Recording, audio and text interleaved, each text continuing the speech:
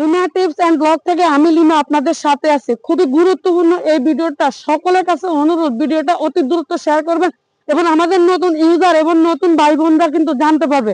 বারবার কিন্তু আমি অনেক ভিডিওর মাধ্যমে আপনাদেরকে সতর্ক করেছি, যারা পে আউট সেট আপ করবেন তারা অত্যন্ত সূক্ষ্ম জ্ঞান করে অত্যন্ত ভালোভাবে দেখে শুনে সেট আপ করবেন।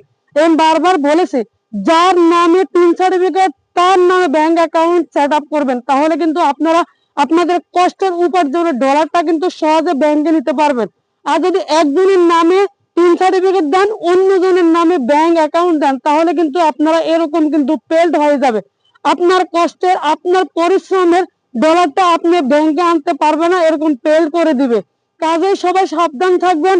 অবশ্যই যার অ্যাকাউন্ট তার টিন সার্টিফিকেটটা মাথায় রেখে কিন্তু পে আউটটা করবেন, তাহলে আপনার কষ্টের টাকা আপনি প্রতি মাসে মাসে পেয়ে যাবেন। সবার কাছে অনুরোধ, একটু শেয়ার করে দেন, আমাদের নতুন সকল ইউজাররা অন্তত জানতে পারবে, সতর্ক হতে পারবে।